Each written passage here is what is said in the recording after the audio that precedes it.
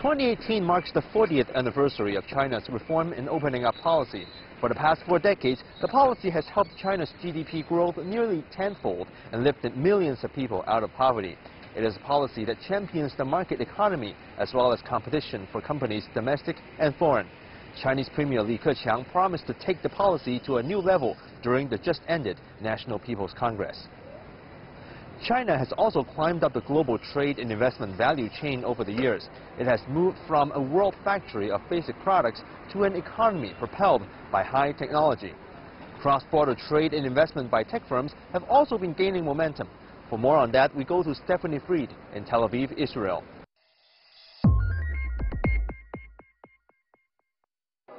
Today, I'm at the Go for Israel Business Conference in Tel Aviv, where the focus is on investment, Israel startups, and collaboration between foreign investors, namely in China. This is one of multiple conferences held throughout the year aiming to match potential investors with groundbreaking tech startups in the areas of artificial intelligence, IT, cybersecurity, advanced manufacturing, medical technology, and on and on.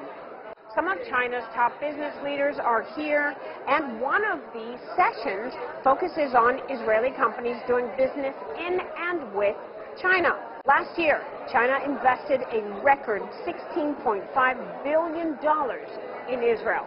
Edward Kuckerman heads Israel's top investment house. He also organized this conference. Here's what he has to say about China-Israel collaboration. The last 5 years, we have seen $15 billion of investment made by Chinese groups in Israel. So our goal is to attract more and more Chinese players to come here. Actually, we've seen a flow investor, for example, in our private equity fund. The majority of our LPs are coming from China. We have a great local partner in China, China Everbright, with a major player in private equity managing $7 billion investments in China, and they are helping us both to raise money in China for our funds, but also to help our portfolio company to go in the China market. And the Israelis with Chinese capital are raising money, but also have access to the Chinese market, which is very important for them because there is no local market. There is a need for the Israeli company to access the China market. So having partners from China is a key component for the strategy of the Israeli companies that would like to expand in China. China is predicted to be the #1 investor in Israel business, overtaking the United States as Israel's biggest source of foreign funding. Now let's go to CGTN's Mira Liu in Singapore to find out what's happening there.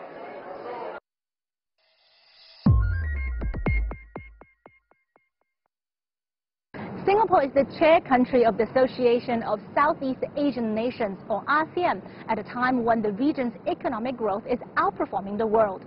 Some expect Singapore as a regional hub and perhaps ASEAN's most open economy to take a stronger leadership role in 2018. Singapore Prime Minister Lee Hsien Loong at the ASEAN chairmanship handover ceremony last November said that Singapore would promote the theme of resilience and innovation. He said his government would push regional economic integration to enhance connectivity, focus on innovative ways to leverage digital technologies, and scale up the skills and capabilities of ASEAN citizens. Singapore intends to focus on e-commerce. This is timely because ASEAN's digital economy is projected to reach $200 billion by 2025. Singapore says ASEAN needs to streamline regional trade rules governing e-commerce, improve digital connectivity for businesses with a focus on smaller enterprises, and improve trade facilitation in the region. Besides promoting trade within ASEAN, Singapore would also try to push forward talks for the ASEAN-led Regional Comprehensive Economic Partnership, or RCEP. Singapore hopes to get a consensus by the end of this year among member countries. RCEP is a free trade agreement with all of ASEAN's 10 states and its 6 FTA partners, including China, India, Australia, New Zealand, Japan, and South Korea. The trade pact will represent almost half of the world's population, contributing to about 30% of the global GDP and over a quarter of world trade.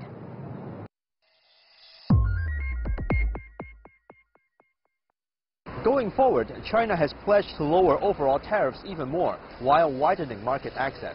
The first ever China International Import Expo will be held here in Shanghai this November.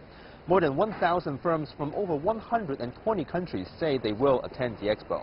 The government sees the gathering as one of its most important global events in 2018, a sign of China's commitment to remain one of the major growth engines for the world economy. Yang Chengxi, CGTN, Shanghai.